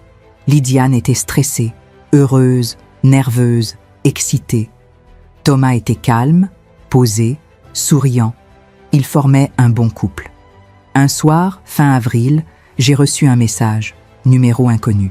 « Bonjour Madame Auboisseau, c'est Edric. Je sais que vous ne voulez probablement pas de mes nouvelles, mais j'ai appris que Lydiane allait se remarier. Je voulais juste lui dire que je suis heureux pour elle et que je suis désolé pour tout. Bonne continuation. Et M. » J'ai lu le message 3 fois, puis je l'ai supprimé. Je n'ai rien dit à Lydiane. Le mariage a eu lieu le 15 mai. Une belle journée. Soleil, ciel bleu. Lydiane portait une robe simple, crème, élégante, pas de voile, juste des fleurs dans les cheveux. Thomas portait un costume gris clair, cravate bleu marine. La cérémonie a duré 20 minutes, simple, émouvante. Quand le maire a dit « Vous pouvez embrasser la mariée », toute la salle a applaudi. Lydiane m'a regardée. Elle pleurait, moi aussi. Au déjeuner, dans un petit restaurant rue des Abbesses, tout le monde riait, parlait, trinquait. À un moment, Lydiane s'est levée. Elle a pris la parole. Je voulais juste dire merci, à vous tous, à ma famille, à mes amis, et surtout, à ma mère. Elle m'a regardée. Maman, tu m'as sauvée quand je ne croyais plus en rien. Quand je pensais que ma vie était finie, tu étais là. Tu as tout fait pour me protéger, pour me reconstruire. Sans toi, je ne serais pas là aujourd'hui. Alors merci, pour tout. Tout le monde a applaudi. Moi, je ne pouvais plus parler. Juin, juillet. Lydiane et Thomas sont partis en voyage de noces. 3 semaines. Japon, Tokyo, Kyoto, Osaka. Elle m'envoyait des messages de temps en temps. Courts, joyeux. Tout va bien. C'est magnifique ici. Thomas est aux anges. Moi aussi. Je t'aime, maman. J'ai répondu à chacun, brièvement, sans en faire trop. Quand ils sont revenus, Lydiane est passée chez moi, seule. Thomas était au bureau. Elle m'a apporté un cadeau, une boîte laquée japonaise, rouge et or, magnifique. C'est pour toi, pour te remercier. Encore. Tu n'as pas besoin de me remercier. Si, j'en ai besoin. On a bu du thé. Elle m'a raconté son voyage, les temples, les jardins zen, la nourriture, les gens. C'était reposant. Pour la première fois depuis longtemps, je n'ai pensé à rien, juste au moment présent. C'est bien. Elle a posé sa tasse. Maman, il faut que je te dise quelque chose. Quoi? Thomas et moi, on va déménager. Où? Aix-en-Provence. Thomas a reçu une proposition, un grand projet, rénovation d'un quartier historique. C'est une opportunité énorme pour lui. Et toi? Mon entreprise a accepté que je travaille en remote. Je pourrais revenir à Paris 1 semaine par mois. Mais sinon, je serai là-bas. Mon cœur s'est serré. Quand? Septembre. 2 mois, je n'ai rien dit. J'ai juste hoché la tête. Tu es en colère? Non. Déçu? Non plus. Alors quoi? Rien, je suis heureuse pour toi. Lydiane m'a regardée. Elle savait que ce n'était pas toute la vérité. Mais elle n'a pas insisté. Août. Le mois est passé trop vite. Lydiane venait souvent, presque tous les jours, comme si elle voulait, je ne sais pas, graver ces moments, les emporter avec elle. On faisait des choses simples, des promenades, des dîners, du shopping. Un après-midi, on s'est promené au jardin du Luxembourg. Il faisait chaud. On s'est assise près du bassin. Lydiane a dit « Tu vas me manquer. Toi aussi. Tu viendras nous voir ?» Bien sûr. Souvent. Aussi souvent que possible. Elle a pris ma main. « Maman, tu sais que tu peux venir vivre avec nous, n'est-ce pas? Si un jour tu te sens seule, si tu en as besoin, il y aura toujours une place pour toi. » Je sais, merci. Mais je savais que je n'irais jamais vivre avec eux. Ce serait leur vie, pas la mienne. Le déménagement a eu lieu le premier week-end de septembre. Thomas avait loué un camion. Quelques amis sont venus aider. J'ai aidé aussi, à emballer, à porter, à organiser. À la fin de la journée, l'appartement de Montmartre était vide. Juste les murs blancs, les fenêtres ouvertes, le soleil qui entrait. Lydiane est restée là, au milieu du salon vide, à regarder autour d'elle. C'est bizarre. J'ai vécu ici 2 ans à peine, mais j'ai l'impression d'y avoir vécu toute ma vie. C'est parce que tu as recommencé ici. C'est ici que tu es redevenu toi-même. Elle a hoché la tête. Oui, c'est exactement ça. Ils sont partis le lendemain matin, très tôt, 6 heures. J'étais là pour leur dire au revoir. Lydiane m'a serré fort, très fort. Je t'aime, maman. Moi aussi. Thomas m'a embrassé sur les 2 joues. Prenez soin de vous, Aurélis, et venez nous voir bientôt. Promis. Ils sont montés dans la voiture. Lydiane s'est retournée une dernière fois. Elle souriait, mais ses yeux étaient humides. J'ai agité la main, puis ils sont partis. Je suis rentrée chez moi. L'appartement était silencieux. Trop silencieux. Je me suis fait du café. Je me suis assise dans le salon. J'ai regardé par la fenêtre. Paris continuait, bruyante, vivante, indifférente. Septembre, octobre. Lydiane m'appelait 2 ou 3 fois par semaine. Elle me racontait sa nouvelle vie. La maison qu'ils avaient louée, le jardin, les marchés provençaux, son travail. Tout va bien, maman. Vraiment bien. Tant mieux. Tu vas venir quand? Bientôt. Mais je repoussais toujours. Il y avait toujours une raison, un rendez-vous, une obligation, quelque chose. La vérité, c'est que j'avais peur. Peur de les voir ensemble, heureux, sans moi. Peur de me sentir inutile. Novembre. Lydiane m'a appelée, voix excitée. « Maman, j'ai une nouvelle. »« Quoi ? » ?»« Je suis enceinte. » Mon cœur s'est arrêté. « Enceinte ? » ?»« Oui, 3 mois. On vient de le savoir. Enfin, on le sait depuis 2 semaines, mais on voulait être sûr avant de te le dire. »« Lydiane, c'est merveilleux. Tu es contente ? » ?»« Oui, oui, bien sûr. » Et c'était vrai. J'étais contente, vraiment contente. Mais j'étais aussi, je ne sais pas, triste ? Non, plutôt consciente. Consciente que sa vie continuait, loin de moi. Décembre. Noël approchait. Lydiane a insisté. « Maman, cette année, tu viens ici. Pas de discussion. C'est ton petit-fils ou ta petite-fille qui le demande. » J'ai ri. « D'accord, je viens. » Je suis arrivée la veille de Noël, en TGV, 3 heures de trajet. Thomas est venu me chercher à la gare. Il avait l'air heureux, reposé.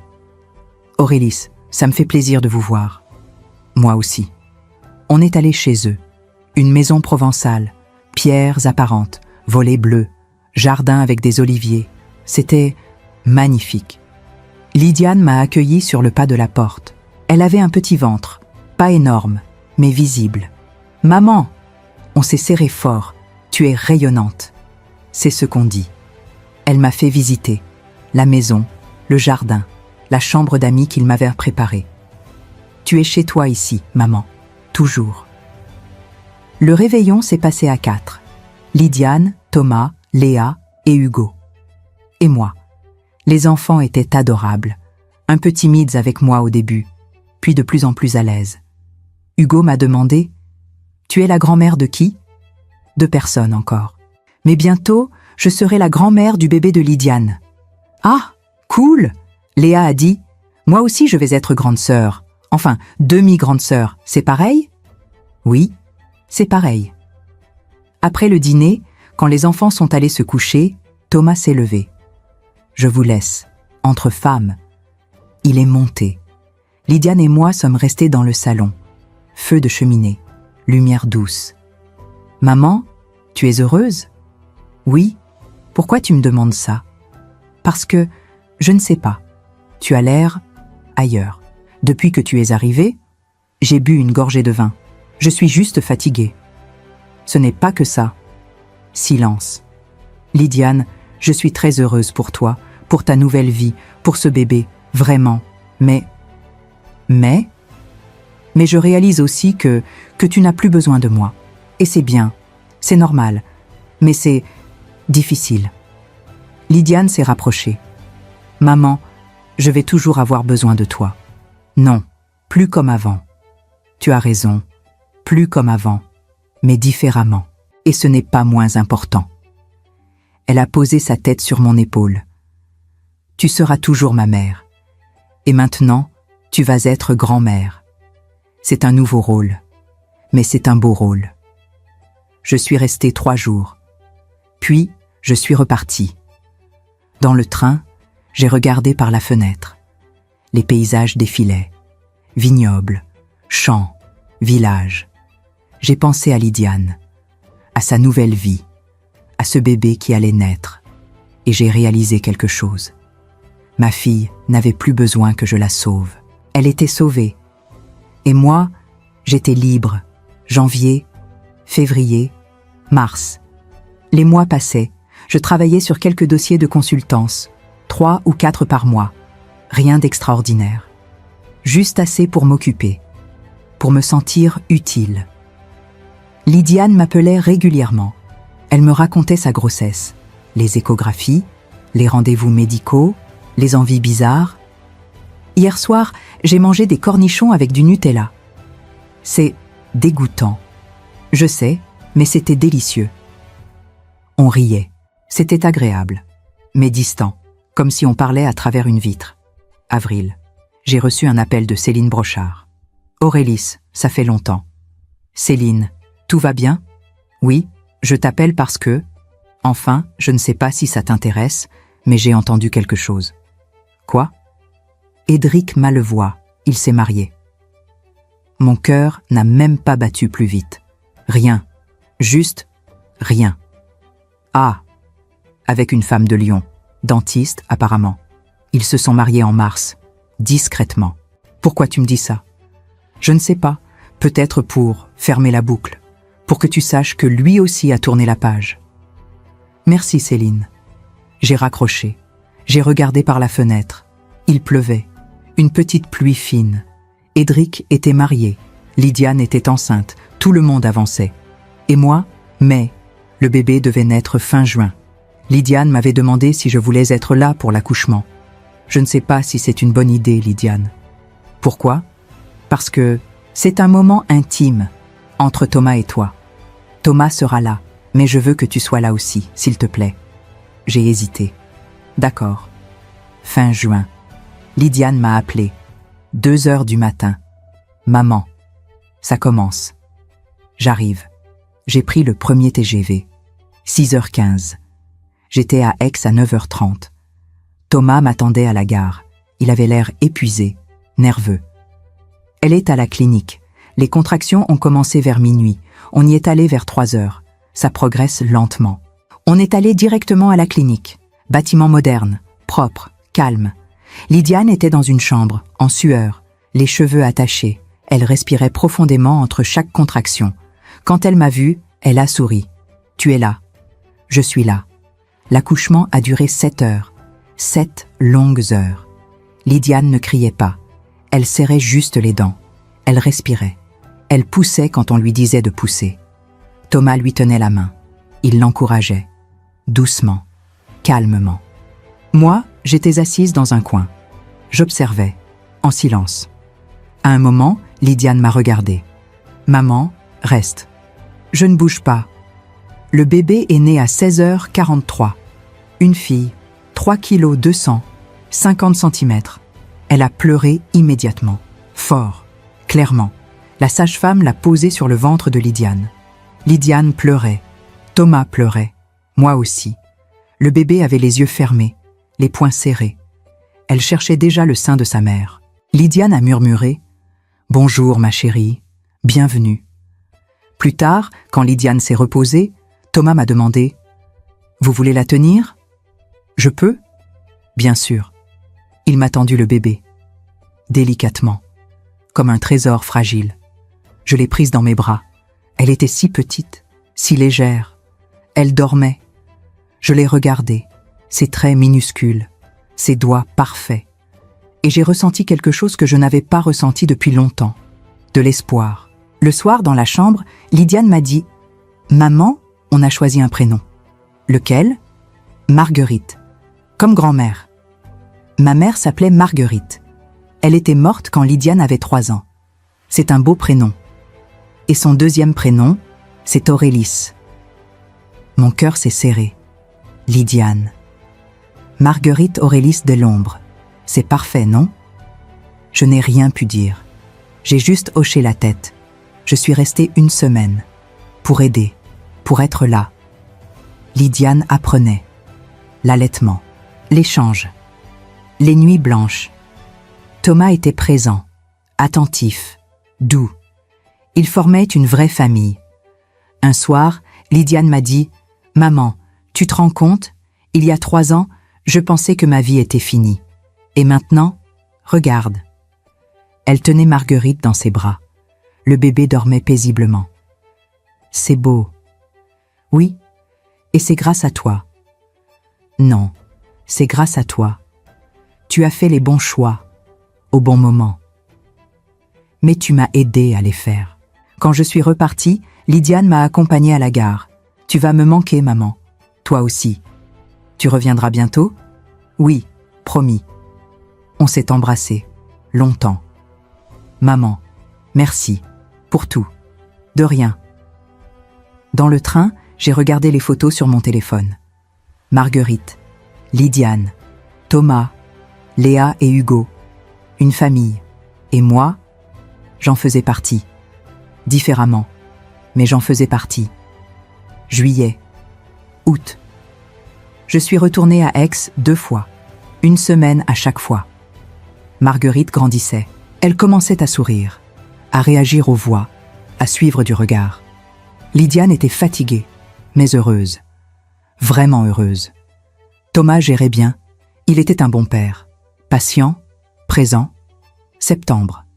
Je suis rentrée à Paris, pour de bon. Ma vie a repris son cours. Mes consultations, mes sorties, mes amis. Mais quelque chose avait changé. Je ne me sentais plus vide. J'avais un rôle. Grand-mère. Ce n'était pas le rôle que j'avais imaginé, mais c'était un rôle important. Octobre. Lydiane m'a envoyé une vidéo. Marguerite riait. Pour la première fois, un vrai rire, clair, joyeux. J'ai regardé la vidéo 10 fois, puis j'ai appelé Lydiane. Elle est magnifique, n'est-ce pas? Tu es une bonne mère, Lydiane. Silence. Merci, maman, ça compte beaucoup pour moi. Novembre. J'ai reçu une carte, par la poste. Pas d'enveloppe, juste une carte postale, vue de Lyon. Quai de Saône. Au dos, une écriture que je reconnaissais. Chère Aurélis, j'ai appris que Lydiane était maman. Je lui souhaite tout le bonheur du monde. À vous aussi. Sincèrement. Et M. J'ai lu la carte. 2 fois. Puis je l'ai mise dans un tiroir, avec l'article de journal de l'année dernière. Je ne sais pas pourquoi je les gardais. Peut-être parce qu'il faisait partie de l'histoire, même si cette histoire était terminée. Décembre. 2e Noël avec Marguerite. 6 mois. Je suis allée à Aix. 1 semaine entière. Marguerite avait beaucoup grandi. Elle commençait à se tenir assise, à attraper les objets. Elle me reconnaissait. Elle me souriait quand je la prenais dans mes bras. Le soir de Noël, après le dîner, quand tout le monde dormait, je suis descendue dans le salon. Marguerite était dans son berceau. Elle ne dormait pas. Elle me regardait. Je me suis assise à côté d'elle. « Bonjour, ma petite Marguerite. » Elle a souri. « Tu sais, ta maman a traversé des choses difficiles, très difficiles, mais elle s'en est sortie, parce qu'elle est forte et courageuse. Comme toi, je pense. » Marguerite a attrapé mon doigt. Et moi, j'ai fait ce que j'ai pu. J'ai protégé ta maman. Parce que c'est ce qu'on fait. Quand on aime quelqu'un, on le protège. J'ai regardé cette petite main qui serrait mon doigt. Et maintenant, c'est ton tour. Ta maman va te protéger, comme je l'ai protégée. Et un jour, peut-être, tu protégeras quelqu'un à ton tour. Marguerite a bâillé, puis elle a fermé les yeux. Je suis restée là, à la regarder dormir. Et pour la première fois depuis longtemps, j'ai senti que tout avait un sens. Janvier, février, mars. Le temps passait différemment maintenant, plus doucement, sans urgence. Je continuais mes consultations, 2 ou 3 par mois, assez pour rester active, pas assez pour m'épuiser. J'allais à Aix 1 fois par mois, parfois 10 jours, parfois juste un week-end. Marguerite grandissait. Elle avait commencé à ramper. Elle explorait tout, touchait tout, mettait tout dans sa bouche. Lydiane était épuisée mais radieuse. Je ne dors plus depuis 9 mois, mais je n'ai jamais été aussi heureuse. Un soir d'avril, Lydiane m'a appelée. Voix étrange. « Maman, il faut que je te dise quelque chose. » Mon cœur s'est serré. « Quoi ?» J'ai reçu un message. D'Edric. Silence. Qu'est-ce qu'il voulait? Me féliciter. Pour Marguerite. Il a dit qu'il avait appris la nouvelle par d'anciens collègues. Il m'a souhaité d'être heureuse. Tu as répondu? Non, je ne sais pas si je dois. Tu ne dois rien, Lydiane. Rien du tout. Je sais. Mais je ne sais pas. Une partie de moi se dit que ce serait bien de fermer vraiment cette page, de répondre poliment, de dire merci, et de tourner définitivement la page. Et l'autre partie? L'autre partie a peur. Peur que ce soit une ouverture, peur qu'il recommence. Qu'est-ce que Thomas en pense? Il dit que c'est ma décision, que lui, il s'en fiche, que cette histoire ne le concerne pas. Silence. Maman, toi, qu'est-ce que tu ferais? J'ai réfléchi, longtemps. Je répondrai, brièvement, poliment, pour clore définitivement. Mais je ne donnerai aucune information personnelle, aucune ouverture. D'accord. 3 jours plus tard, Lydiane m'a rappelé. Je lui ai répondu. J'ai juste dit « Merci pour ton message. Je te souhaite également d'être heureux, Lydiane. » Et rien. Il a répondu « Merci. Prends soin de toi. C'est tout. Je pense que c'est vraiment fini maintenant. » Mais j'étais à Aix. Marguerite avait 1 an. On a organisé une petite fête, juste la famille proche. Thomas, Lydiane, Léa, Hugo, moi. Marguerite ne comprenait pas vraiment ce qui se passait, mais elle riait. Elle tapait dans ses mains, elle mangeait du gâteau avec ses doigts. C'était parfait. Le soir, quand tout le monde dormait, Lydiane et moi sommes sortis dans le jardin. Il faisait doux. Le ciel était clair. On entendait les cigales. « Maman, je voulais te demander quelque chose. Vas-y. Est-ce que tu regrettes tout ce que tu as fait pour moi, contre Édric ?» J'ai regardé les étoiles. Non, jamais. Même si ça a été violent, même si tu as peut-être détruit sa carrière. Lydiane, je n'ai rien détruit. J'ai juste dit la vérité à quelqu'un qui avait besoin de l'entendre. Le reste, c'était les conséquences de ses propres actes. Tu ne te sens pas coupable ? Non. Silence. Moi, parfois, je me sens coupable de ne pas avoir vu plus tôt, de ne pas avoir été plus forte. Tu n'as pas à te sentir coupable. Tu étais sous emprise. Ce n'était pas ta faute. Lydiane a posé sa tête sur mon épaule. Merci d'avoir été là. Toujours. Juin. Je suis rentrée à Paris.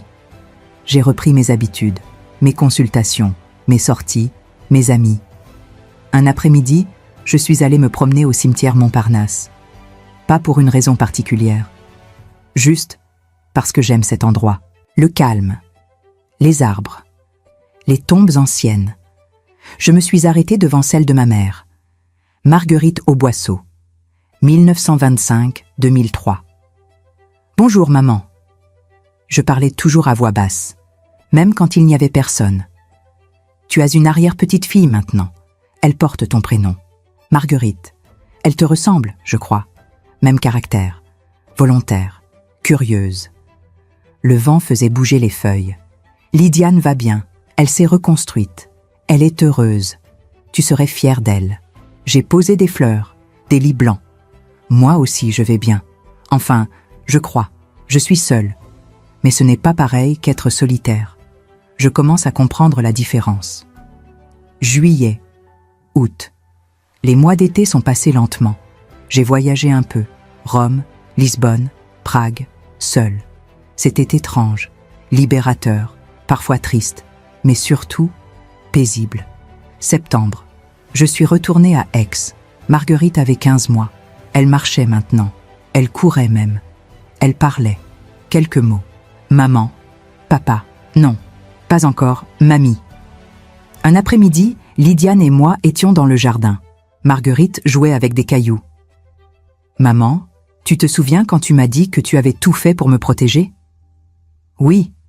Est-ce que tu penses que j'aurais dû m'en sortir seule, sans ton aide ? Pourquoi tu me demandes ça ?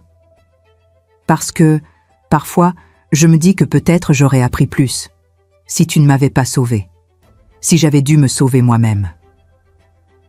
J'ai réfléchi. Peut-être, mais peut-être aussi que tu n'aurais pas survécu, ou que tu aurais mis des années à t'en remettre. Et pendant ce temps, ta vie aurait continué à se dégrader. Tu penses que j'étais si faible ? Non, je pense que tu étais piégée, et qu'on n'échappe pas seul à ce genre de piège. Lydiane a ramassé un caillou. Maman, est-ce que tu as déjà regretté de ne pas t'être remariée, d'avoir passé toutes ces années seule ? Parfois, mais pas souvent. Pourquoi ? Parce que j'ai eu d'autres choses. Mon travail, mes amis, toi. Et maintenant, Marguerite. Ce n'est pas pareil qu'un compagnon. Non, mais c'est suffisant. Octobre. Je suis rentrée à Paris. J'ai reçu une invitation. Mariage d'une ancienne collègue, 63 ans. Elle épousait un homme qu'elle avait rencontré 2 ans plus tôt. Veuf. 3 enfants adultes. Je suis allée au mariage. C'était simple, émouvant. Ils étaient heureux. Après la cérémonie, une femme s'est approchée de moi. « Aurélis Auboisseau ? Oui ? Je suis Mathilde Calva, la fille de Monsieur Calva. Mon père m'a souvent parlé de vous. » Mon cœur s'est accéléré. « Ah, comment va-t-il ? » « Il est décédé, en juin. Cancer du poumon. Je suis désolée. Merci. Avant de mourir, il m'a demandé de vous transmettre quelque chose. » « Quoi ? » Il m'a dit « Dites à Aurélis Auboisseau qu'elle a eu raison. Ce soir-là, elle a fait ce qu'il fallait faire. » J'ai senti mes yeux picoter. « Merci. » Mathilde a souri. Mon père était un homme de principe, rigide, parfois trop, mais il savait reconnaître le courage quand il le voyait. Novembre, décembre. L'année touchait à sa fin. Lydiane m'a appelé. « Maman, viens passer Noël avec nous, s'il te plaît. » « D'accord. » Le réveillon de Noël à Aix était parfait. Toute la famille réunie. Léa et Hugo, Thomas, Lydiane, Marguerite, moi. On a mangé, ri, joué avec les enfants. Regardé Marguerite essayer d'attraper les guirlandes du sapin. Vers minuit, Lydiane m'a pris à part. « Maman, je voulais te dire quelque chose. »« Quoi ? » ?»« Thomas et moi, on essaie d'avoir un 2e enfant. C'est merveilleux. »« Oui, et je voulais que tu le saches en premier. » Elle m'a serré dans ses bras. « Parce que tu es la personne la plus importante de ma vie, et tu le seras toujours. » Cette nuit-là, dans la chambre d'amis, je n'arrivais pas à dormir. Je pensais à tout. À ces 5 dernières années. À Édric. Au divorce. À la reconstruction de Lydiane. À Marguerite. Et je me suis rendu compte que j'avais fait ce qu'il fallait. Pas parfaitement. Pas sans erreur. Mais j'avais protégé ma fille. Je l'avais aidée à se reconstruire. Je l'avais libérée. Et maintenant, elle vivait. Vraiment. Le lendemain matin, Marguerite est entrée dans ma chambre. Elle a grimpé sur le lit. Elle s'est assise à côté de moi. « Mamie !» Mon cœur s'est arrêté. « Quoi ? » « Mamie. » Elle avait dit mon nom. Pour la première fois, j'ai souri. J'ai pleuré. « Oui, ma chérie, je suis ta mamie. » Elle a posé sa petite tête sur mon épaule et j'ai compris que tout avait un sens. Tout ce que j'avais fait, tout ce que j'avais traversé, ça avait mené à ce moment, à cette petite fille qui m'appelait mamie. Et c'était suffisant. Janvier, février, mars. L'hiver est passé, puis le printemps est revenu. Lydiane était enceinte de 4 mois. Tout se passait bien. Elle continuait à travailler. En remote, comme avant. Marguerite avait presque 2 ans. Elle parlait de plus en plus, des phrases entières, parfois. « Mamie, viens jouer. Mamie, regarde. Mamie, j'ai faim. » Chaque fois, mon cœur se serrait. De joie, de gratitude.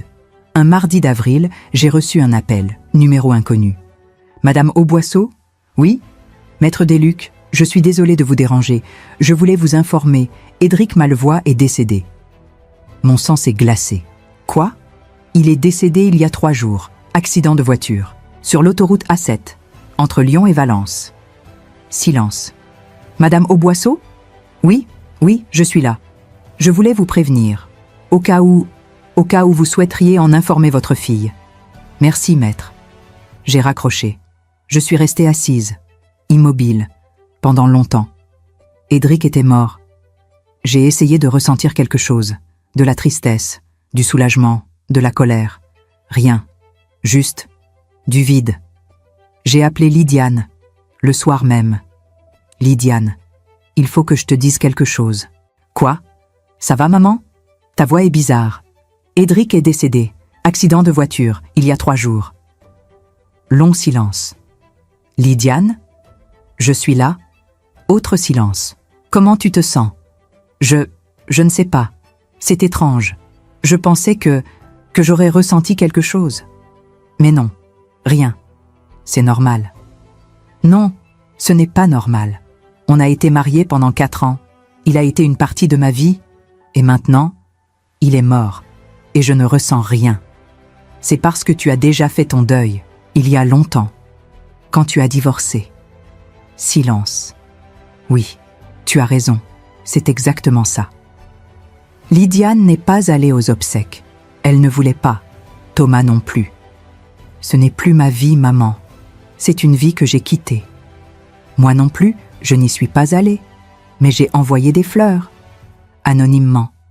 Pas pour Édric, pour sa femme, pour sa famille, parce qu'ils méritaient de pleurer leur mort, même si nous ne le pleurions pas. Mais, juin, la vie continuait. Lydiane accouchait dans 2 mois. Un garçon cette fois. Ils avaient déjà choisi le prénom. Julien. Simple. Classique. Marguerite était excitée. Elle ne comprenait pas vraiment, mais elle savait qu'il y aurait un bébé. « Mamie, le bébé va venir ?»« Oui, bientôt. »« Je vais jouer avec lui ?»« Oui, quand il sera un peu plus grand. » Un après-midi de juin, j'étais dans mon appartement à Paris. Je rangeais des papiers, vieux contrats, factures, lettres, et je suis tombée sur le tiroir, celui où j'avais rangé l'article de journal, et la carte postale d'Édric. Je les ai sortis, je les ai regardés. L'article, Édric Malevoie, nouveau directeur commercial de Valcartier Industrie, Lyon. La carte, chère Aurélis, j'ai appris que Lydiane était maman. Je lui souhaite tout le bonheur du monde, à vous aussi, sincèrement, et M. J'ai relu les 2, lentement, puis je les ai déchirés, en petits morceaux. Je les ai jetés à la poubelle. Édric était mort. Cette histoire était terminée, vraiment terminée. Juillet. J'étais à Aix quand Lydiane a accouché, 4 heures du matin. Accouchement rapide, 3 heures seulement. Julien est né, 3 kg 500, 52 cm. Il pleurait moins que Marguerite. Il était calme, serein. Lydiane le tenait dans ses bras. Elle souriait, épuisée, mais heureuse. « Regarde, maman, regarde ce qu'on a fait. » Il est magnifique. Thomas était assis à côté d'elle. Il caressait les cheveux de Lydiane. Doucement, tendrement. Il formait une image parfaite, une famille. Et moi, j'étais là, en périphérie, mais présente. Août, septembre. Les mois ont passé. Julien grandissait. Marguerite s'habituait à son petit frère. Parfois jalouse, parfois protectrice. Un soir de septembre, Lydiane m'a appelée. « Maman, tu sais quoi ?»« Quoi ?» Marguerite a dit quelque chose aujourd'hui. Elle a dit « Mamie protège tout le monde ». Mon cœur s'est serré. Pourquoi elle a dit ça ? Parce qu'elle t'a vu avec Julien. Tu le tenais dans tes bras. Et elle a dit ça. Spontanément. Mamie protège tout le monde. Silence. C'est joli. Oui, et c'est vrai. Tu protèges tout le monde. Moi, Thomas, les enfants. Tu es le pilier de cette famille. Non, Lydiane, toi tu es le pilier. Moi je suis juste là. C'est pareil. Octobre. J'ai reçu une lettre. Par la poste. Enveloppe blanche. Écriture soignée. Pas d'adresse d'expéditeur. J'ai ouvert. Chère Madame Auboisseau, je m'appelle Claire Malevoie. J'étais l'épouse d'Édric. Je sais que nous ne nous sommes jamais rencontrés. Et je comprends pourquoi. Édric m'a parlé de vous, de votre fille, de ce qui s'est passé. Pas tout de suite, mais petit à petit. Au fil des mois, des années. Il m'a dit qu'il avait été terrible, qu'il avait détruit quelque chose de précieux et qu'il le regrettait profondément. Je ne vous écris pas pour vous demander pardon en son nom. Ce n'est pas ma place. Je vous écris juste pour vous dire merci, parce que ce qu'il a vécu avec vous, avec Lydiane, l'a changé. Quand je l'ai rencontré, il était différent, plus humble, plus conscient, moins arrogant. Il n'était pas parfait, loin de là, mais il était meilleur que l'homme qu'il avait été. Je ne sais pas si cette lettre vous apportera quelque chose, mais je voulais que vous sachiez que votre combat n'a pas été vain, pas seulement pour Lydiane, mais aussi pour Édric, d'une certaine manière. Prenez soin de vous. Sincèrement, Claire Malevoie. J'ai lu la lettre 3 fois, puis je l'ai pliée, Je l'ai rangé dans un tiroir. Pas le même que les autres papiers, un tiroir différent. Et j'ai pleuré. Pas de tristesse, pas de colère, juste de soulagement. Novembre, décembre. L'année touchait à sa fin. Lydiane m'a appelé. « Maman, viens pour Noël, comme l'année dernière, s'il te plaît. » Avec plaisir. Le réveillon de Noël était parfait. Toute la famille. Léa, Hugo, Thomas, Lydiane, Marguerite, Julien et moi. On a mangé, ri, joué. Regardé Marguerite ouvrir ses cadeaux en criant de joie. Regardez Julien dormir paisiblement dans son berceau. Vers minuit, quand tout le monde était allé se coucher, je suis sortie dans le jardin. Il faisait froid. Le ciel était clair. Les étoiles brillaient. Je me suis assise sur un banc. J'ai respiré l'air frais, profondément. Et j'ai pensé à tout. À ma vie. À Lydiane. À Édric. Au divorce. À la reconstruction. À Marguerite. À Julien. Et j'ai réalisé quelque chose. Ma vie n'avait pas été parfaite. J'avais fait des erreurs. J'avais été dure, parfois trop dure. J'avais manipulé, calculé, détruit. Mais j'avais aussi aimé, protégé, sauvé. Et au final, c'était ça qui comptait. Pas la perfection, pas la morale irréprochable, juste l'amour. Lydiane est sortie dans le jardin. Elle s'est assise à côté de moi. « Tu vas bien ? » « Oui. »« Tu pensais à quoi ? » ?»« À tout, à rien. » Lydiane a pris ma main.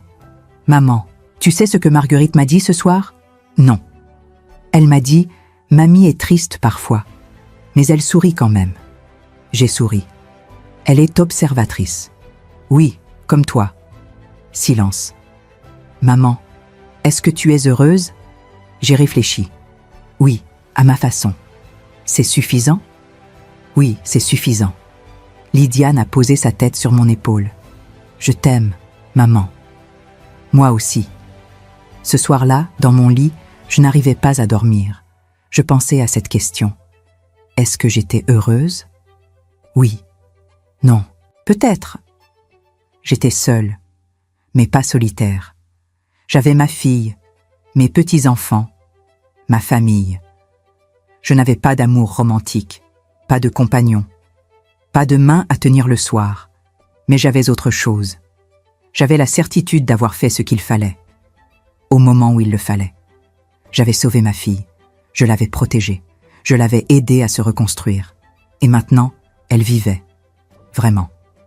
Elle était heureuse, entourée, aimée. Et moi, j'étais là, en retrait, mais présente. Toujours. Le lendemain matin, Marguerite est entrée dans ma chambre. Comme l'année dernière, elle a grimpé sur le lit. Elle s'est blottie contre moi. « Mamie ? Oui, ma chérie ? Tu restes toujours ? Comment ça ? Tu restes toujours avec nous ? » J'ai caressé ses cheveux. « Oui, je reste toujours. »« Promis ? » ?»« Promis. » Marguerite a souri, puis elle a fermé les yeux, et moi aussi. Parce que c'était suffisant, cette promesse, cette présence, cet amour, c'était suffisant.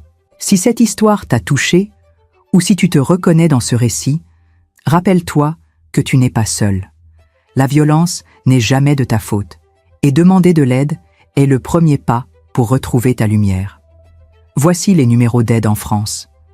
S'il te plaît, utilise-les. Ta vie a de la valeur et la guérison est possible.